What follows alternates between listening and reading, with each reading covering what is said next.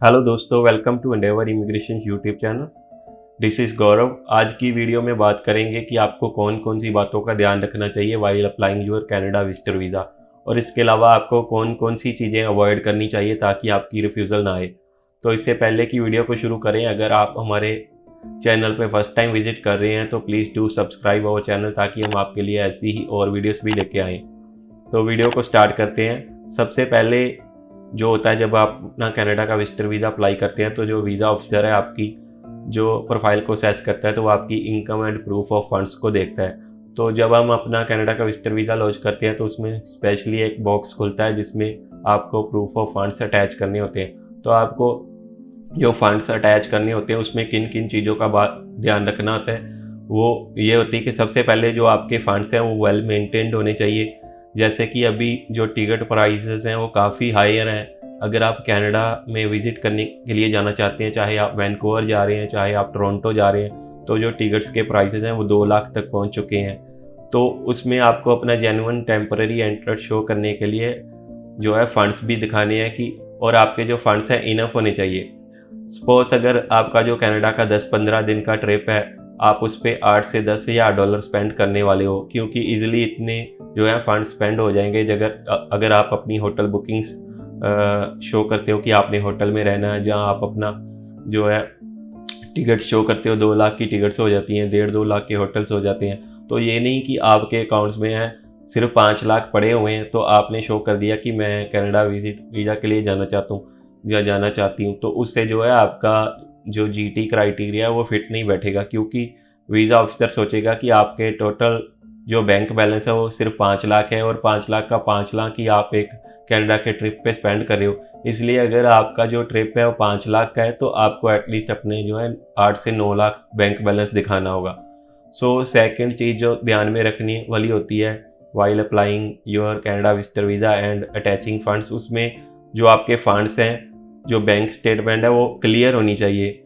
उसमें सिर्फ 2 MB की लिमिट होती है जब हम फाइल्स अटैच करते हैं IRCC के पोर्टल में। तो हमारे पास एक रीसेंट रिफ्यूज़ल वाला केस आया था जिसमें एक कनाडा के विजिटर वीज़ा की रिफ्यूज़ल आई हुई थी क्लाइंट की। तो हमने उनके GCMS नोट्स मंगवाए, तो उसमें जो वीज़ा ऑफिसर ने रीज़न दिया हुआ था, उसने ये रीज़न दिया था कि जो इनकी बैंक स्टेटमेंट्स हैं या ट्रांसैक्शंस हैं वो क्लियर नहीं है, क्योंकि वो 2 MB की लिमिट के कारण जो है क्लाइंट ने उसको कंप्रेस कर दिया, बहुत सारे 20 से 25 सर्टिफिकेट्स अपना बहुत कुछ अटैच कर दिया उसमें, लेकिन वो जो सारा कुछ जो था जहाँ बैंक स्टेटमेंट्स थी वो रीडेबल नहीं थी। तो आपको इन चीज़ों का ध्यान रखना है कि आपकी जो बैंक स्टेटमेंट्स हैं क्लियर हैं और प्रॉपरली रीडेबल हैं, ताकि वीज़ा ऑफिसर को उसको पढ़ने में आसानी हो। अगर उसको कोई पढ़ने में उसको मुश्किल आ रही है या रीडेबल नहीं है तो वो आपका वीज़ा रिफ्यूज़ कर सकता है। उसका बेस्ट मेथड ये है कि जब आप किसी गवर्नमेंट बैंक में जाते हो तो वो जो आपको स्टेटमेंट्स प्रिंट करके देते हैं, अगर आप उनको दोबारा से स्कैन करके अटैच करोगे तो वो प्रॉपरली जो है रीडेबल नहीं होंगी और क्लियर नहीं होंगी। वो उसको कंप्रेस भी करना पड़ेगा आपको अटैच करने के लिए। इससे अच्छा ये है कि आप अपनी नेट बैंकिंग लॉगिन करो, नेट बैंकिंग से जो है आप अपनी स्टेटमेंट्स डाउनलोड करो।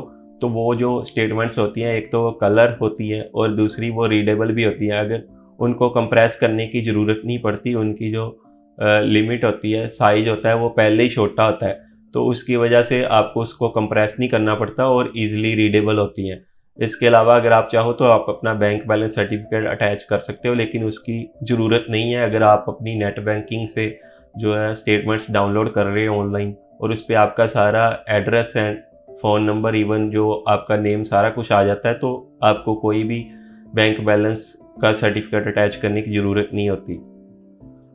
तीसरी बात का जो आपको ध्यान रखना होता है वाइल अटैचिंग फंड्स, उसमें आपको इस चीज़ का ध्यान रखना है कि उसमें कोई बिग डिपॉजिट्स ना हो। जब आप अपना फंड्स अटैच करते हैं, आप कई बार 4 महीने की स्टेटमेंट्स अटैच करते हैं, sometimes you attach 6 months statement. तो जब आप स्टेटमेंट अपनी अटैच करते हैं तो उसमें आपका ओपनिंग बैलेंस भी आता है और आपका क्लोजिंग बैलेंस भी आता है। तो हमारे पास कई बार स्टेटमेंट्स आती हैं, तो क्लाइंट ने क्या किया होता है कि 6 मंथ्स की स्टेटमेंट प्रोवाइड कर दी, उनका जो ओपनिंग बैलेंस होता है वह सिर्फ 10,000 20,000 होता है और क्लोजिंग बैलेंस जो है 8 लाख होता है। इट मीन्स कि 6 मंथ्स में उन्होंने 7,80,000 जो है रुपीस उसमें डिपॉजिट करवाए हुए हैं। अगर जो एक बंदा है उसकी 5 से 6 लाख इनकम पर ईयर है, जैसे कि इनकम टैक्स रिटर्न पे लिखी होती है कि आपकी 5 लाख इनकम है या 5.5 लाख है या 6 लाख है, तो वो बंदा जब अपनी बैंक स्टेटमेंट अटैच करता है जिसमें उसका जो ओपनिंग बैलेंस 10,000, 20,000 या 30,000 आ रहा है लेकिन क्लोजिंग बैलेंस 8 लाख आ रहा है, तो वीज़ा ऑफिसर के लिए सस्पिशियस हो जाता है कि 7.5 से 8 लाख रुपया जो है 6 मंथ्स में डिपॉजिट करवाया वो कहाँ से आया।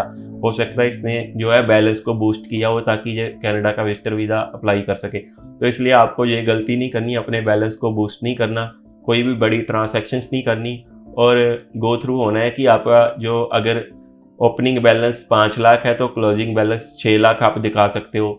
जहाँ ओपनिंग बैलेंस अगर 6 लाख है तो आप अपना क्लोजिंग बैलेंस जो है 8 लाख दिखा सकते हो। ये नहीं है कि ओपनिंग बैलेंस सिर्फ 50,000 है और क्लोजिंग बैलेंस आपने 10 लाख दिखा दिया। उससे जो है वीज़ा ऑफिसर को पता चल जाता है कि आपने नए फंड्स डलवाए हुए हैं और ये जो फंड्स हैं आपकी इनकम के साथ मैच नहीं करते। अगर आप ऐसा करते हो तो उसमें आपको रिफ्यूज़ल के साथ एक और रीज़न लगा दिया जाएगा, वो होगा कि सोर्स ऑफ फंड्स या source of income.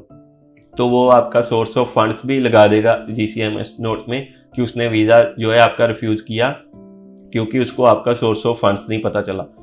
So next जो आपको ध्यान रखना होता है वो होता है पर्पज़ ऑफ विजिट, क्योंकि पर्पज़ ऑफ विजिट बहुत ज़रूरी है।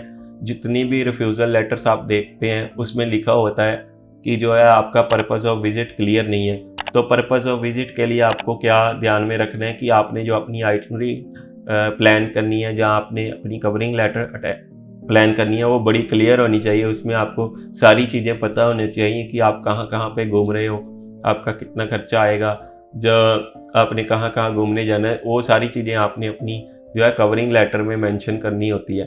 तो अगर तो आप मतलब सिर्फ घूमने के लिए जा रहे हो, ट्रैवल के लिए जा रहे हो, तो आपको इन चीज़ों का ध्यान रखना है। लेकिन अगर आप अपने किसी भाई बहन से मिलने के लिए जा रहे हो, सिबलिंग से मिलने जा रहे हो, जहाँ अपने किसी कज़न से मिलने जा रहे हो, वो आपको अकोमोडेशन प्रोवाइड कर रहा है, तो आपको आइटनी तो नहीं, स्टिल आपको जो है अपनी कवर लेटर पे बड़ा ध्यान देना होता है कि आपको कौन कौन सी इन्फॉर्मेशन उसमें प्रोवाइड करनी है। आपको स्टिल उसमें ये नहीं है कि सिर्फ बता देना है कि मैं आपके अपने कज़न को मिलने जा रहा हूँ 10-15 दिन के लिए। आपको स्टिल उसमें जो है नॉलेज होनी चाहिए। अगर आप वैंकूवर में जा रहे हो तो आपको नॉलेज होनी चाहिए कि आपको वैंकूवर में कहाँ कहाँ घूमना है अपने कज़न के साथ, जहाँ आपको अपने भाई के साथ वैंकूवर में कहाँ कहाँ जाना है। अगर टोरंटो जा रहे हो तो टोरंटो की आपके पास सारी जानकारी होनी चाहिए कि आप अपने सिबलिंग्स के साथ या रिलेटिव के साथ कहाँ कहाँ घूमने जाओगे, क्या क्या वहाँ पे पॉइंट्स ऑफ इंटरेस्ट हैं, जहाँ कौन कौन से हॉट स्पॉट्स हैं जहाँ पे आप घूमने के लिए जा सकते हो। तो इन चीज़ों को ही आप अपनी कवरिंग लेटर में मेंशन कर सकते हो। Even you are travelling just for tourism, जहाँ आप अपने भाई बहन से भी मिलने के लिए जा रहे हो, तो आपको इन चीज़ों का ध्यान रखना ज़रूरी होता है। सो गाइस, आई होप कि ये वीडियो आपके लिए बहुत ही यूज़फुल होगी। अगर आप भी अपनी जो है आइटनरी तैयार कर रहे थे, जहाँ आपको फंड्स के बारे में नहीं पता था कि कैसे फंड्स अटैच करने हैं for Canada visitor visa. So guys, इसके अलावा अगर आप हमारी टीम से अपना वीज़ा अप्लाई करवाना चाहते हैं तो आप हमें दिए गए नंबर पे कॉन्टैक्ट कर सकते हैं। मेक श्योर आप हमें वीकडेज में 10 AM से 5 PM के बीच में ही कॉल करें। अगर आप आफ्टर आवर्स हमारी वीडियो देख रहे हैं तो आप हमें व्हाट्सएप पे मैसेज कर सकते हैं। So whenever we read your message will get back to you, क्योंकि कई क्लाइंट्स जो हैं संडे को भी फ़ोन करते हैं और समटाइम्स हम जो है संडे को फ़ोन पिक नहीं कर पाते। सो इसलिए मैंने वीडियो में बताया कि आप हमें वीकडेज में कॉल करें। इसके अलावा अगर आप हमें वीकेंड या आफ्टर आवर पे कॉन्टैक्ट करें हैं तो आप व्हाट्सएप पे मैसेज छोड़ सकते हैं, तो हम आपको ज़रूर कॉल बैक करेंगे in our working hours. Thanks for watching this video. See you in the next video.